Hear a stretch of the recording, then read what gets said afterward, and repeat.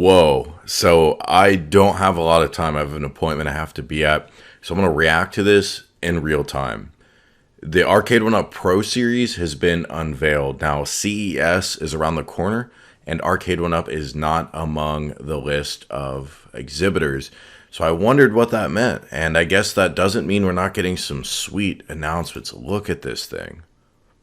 They've even got like the competition mat to stand on so you stay comfortable. Again, reacting to this in real time, so hot take, but at first glance, this looks really nice.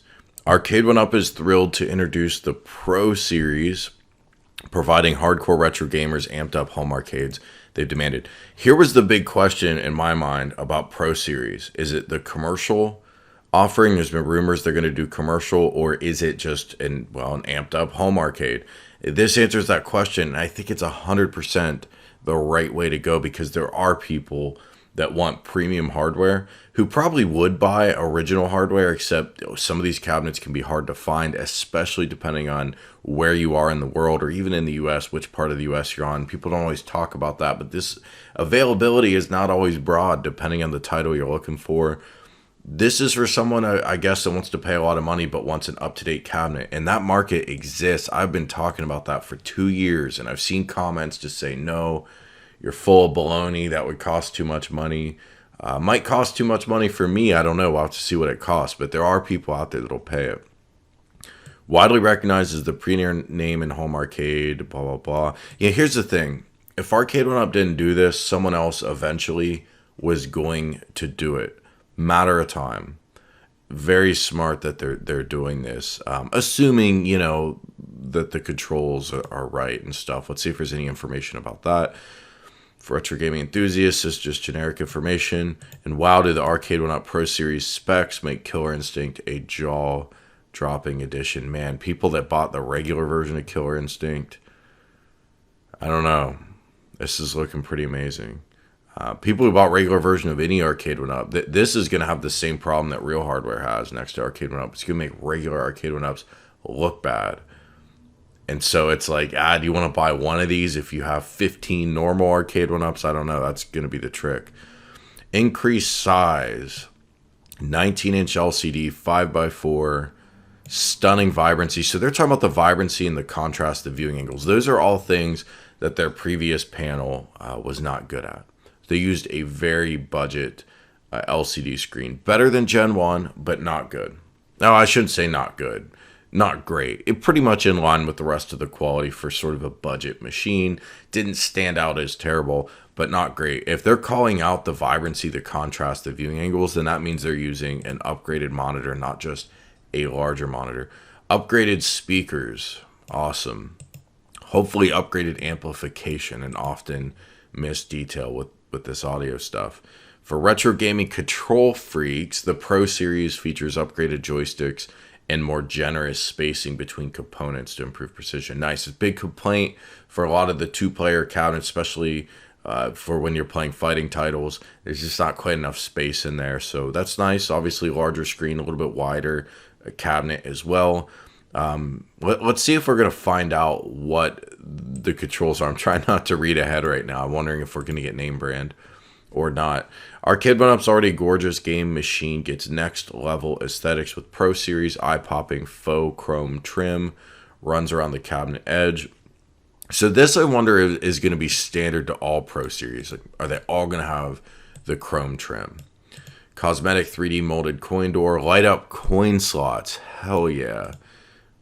For 1 to 2 player start, really just drives that nostalgia home. Very, very dope. Retro 530 has a kit, by the way, for this to retrofit your normal Arcade1ups, but excellent that they're including that out of the gate. I wondered why the start button on the faux coin door for the regular Arcade1ups is translucent. I really wondered why that was. I guess that's why, because they were going to use the part to be lit up later. Upgraded light up marquee. So wonder what's upgraded about it. Been a lot of complaints about washed out graphics.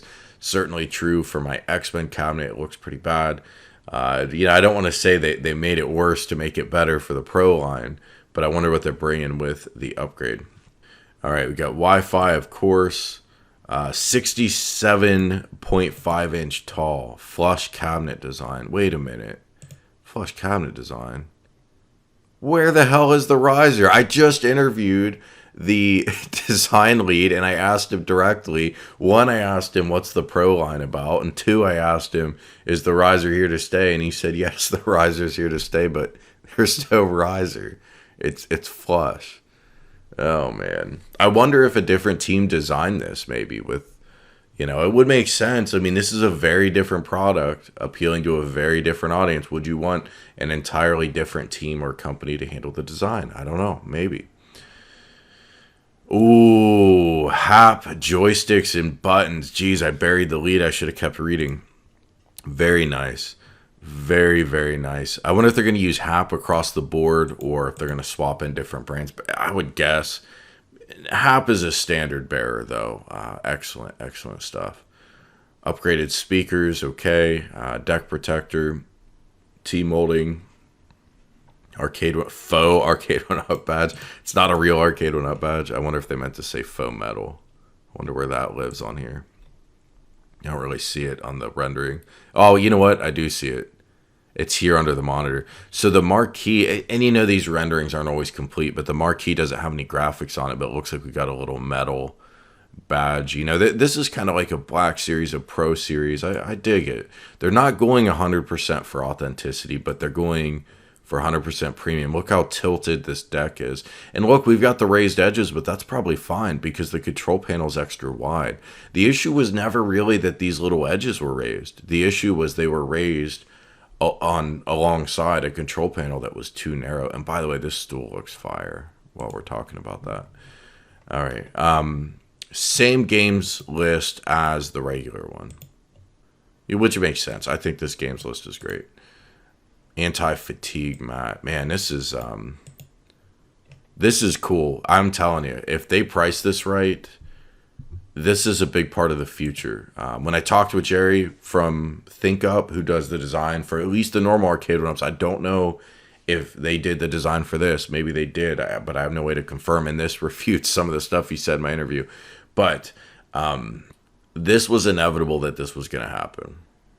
And again, who do you want to make that revenue? Do you want to make that revenue or do you want to surrender that to another company? I know no one's making it yet, but Arcade1up already had the licenses. Maybe this is why no one's done it, because Arcade1up's probably been working on this for a year.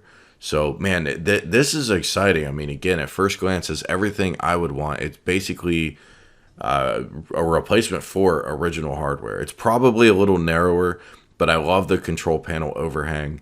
I love the tilt. No one's putting their drink up here, man. This is Pro Series. I love the flush sides without the riser. I think the riser does look fine, but it kind of gives it that toy sentiment, which is fine. But this is probably $1,000, $1,200. I don't know. It's gonna be a lot of money. We get out of here with that toy stuff. The art is centered to the cabinet. Extra details up front. I'm assuming a lot of this is probably going to come pre-assembled. I don't know that they're going to be able to flat pack this.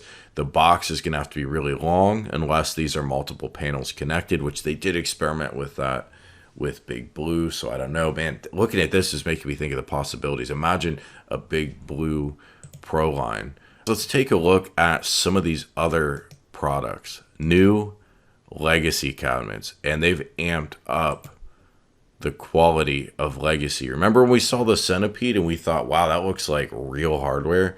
That's the legacy cab, and it still uses the riser. There's an article about this on Gizmodo that features Mortal Kombat. When I first saw this, I thought it maybe was a mistake. It kind of combines elements from Pro.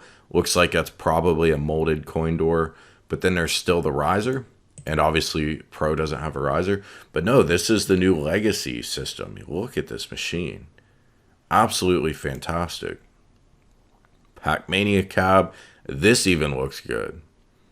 Hard to get real excited for Pac-Man, but I mean, this looks good. It's a good reminder, though, that the riser concept, it's really kind of toy-ish, which is okay, but compare that to this. I mean, there's no comparison at all. I mean, this is the real deal. Anyway, the Midway Legacy cabinet looks pretty good. I wonder if it has the same games list. Clacks. Nice, man. I love Clacks. So the games list is a little different. They threw Gauntlet on here. Still got toppers. Still got some of the games. Very, very nice. So that's it for now, guys. We got some new legacy cabinets, which look amazing. But, man, most importantly, we have what a lot of us have been waiting for years. I can't wait till this thing drops, and I can't wait to see what other pro cabinets we might be getting. Thanks for watching, and I'll talk to you soon.